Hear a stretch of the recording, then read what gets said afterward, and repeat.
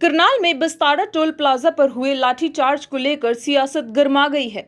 हर राजनीति पार्टी इस मुद्दे को भुनाने में जुटी हुई है। कांग्रेस की तरफ से अलग अलग जिलों में प्रदर्शन किया गया।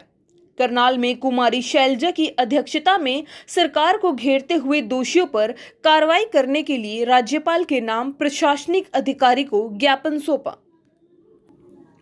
सिर्फ अधिकारी दोषी नहीं है, सरकार भी जिम्मेदार है, क्योंकि सरकार के ऑर्डर के बिना ना कोई लाठीचार्ज होता है और ना ही कोई घटनाक्रम।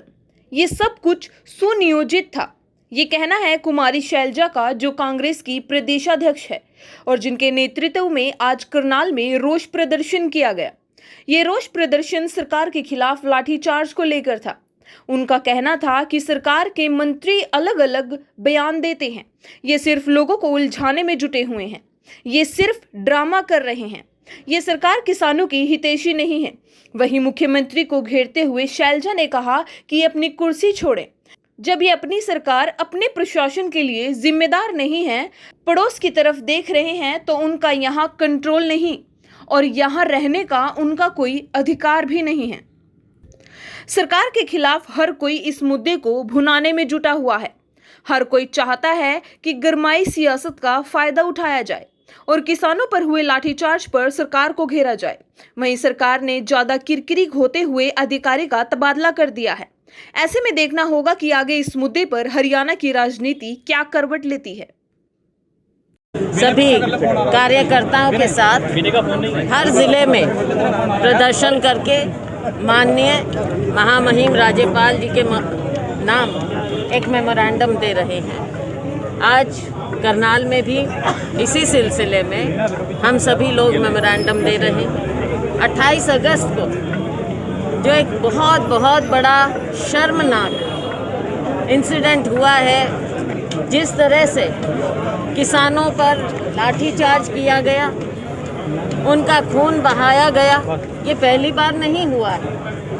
कई बार ये सरकार ऐसा कर चुकी है, लेकिन यहाँ पर जो सबसे ज़्यादा दिल दहला देने वाली बात है कि जिस तरह से उनके साथ ये बर्ताव हुआ, ये पहले से ही इस प्रशासन ने इस सरकार के निर्देश पर फैसला कर लिया था कि किसानों के सिर फोड़े जाएंगे। आप सोच सकते हैं कि जब अफसर इस तरह की भाषा का इस्तेमाल करे तो वह सरकार की शय के बिना नहीं कर सकता कोई भी अफसर। तो जहां एक और हम कह रहे हैं कि उनके ऊपर तो कार्रवाई हो, जो भी अफसर हैं जिन्होंने ये ऑर्डर्स दिए, और उसके साथ में जो भी दूसरे अपराधी हैं जिन्होंने इतने बर्बरतापूर्ण हमला किया किसानों पर हमला किया, जिस तरह से किया, उनके खिलाफ भी कार्रवाई होनी चाहिए। इसके अलावा और भी मुद्दे हैं। महंगाई का मुद्दा है, अभी जो भूमि अधिग्रहण बिल पारित किया गया विधानसभा में, वो भी मुद्दा है। परिवार पहचान पत्र, वो भी मुद्दा है। अनेकों मुद्दे हैं, उनको हमने मेमोरेंडम में डाला है और वो हम महामहिम राज्यपाल जी के नाम यहाँ डीसी एडीसी साहब को हमने दिया है कि वो आगे पहुँचाएँ।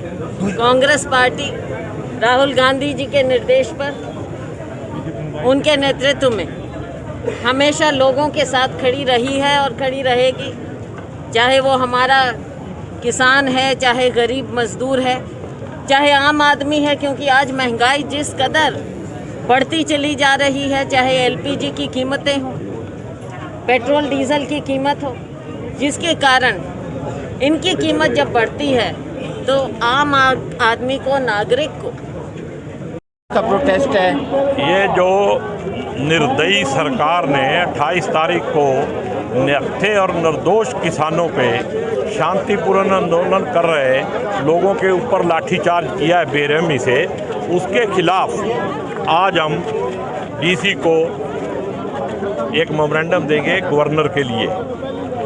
और उसके साथ ही जो एक लैंड एक्विजिशन एक्ट बनाया है, और जो फैमिली आई कार्ड बनाया जा रहा है उसका भी विरोध करने के लिए मेमोरेंडम देंगे। ये जो और काले से काले कानून बनाए जा रहे हैं ये लोकतंत्र की हत्या है। संविधान को ख़त्म करने के लिए ऐसे तानाशाही रवैये के कानून बनाए जा रहे हैं, उनके खिलाफ हम उनका तबादला तो हो गया, अब क्या चाहिए आपको? उसके खिलाफ मुकदमा दर्ज होना चाहिए और उसको बर्खास्त करना चाहिए। ऐसे अफसरों की जरूरत नहीं है। सीएम साहब कहते हैं कि उनकी आवाज जो भाषा शैली थी उसमें फर्क था, लेकिन सीएम जब सीएम हटेगा फिर बताएंगे।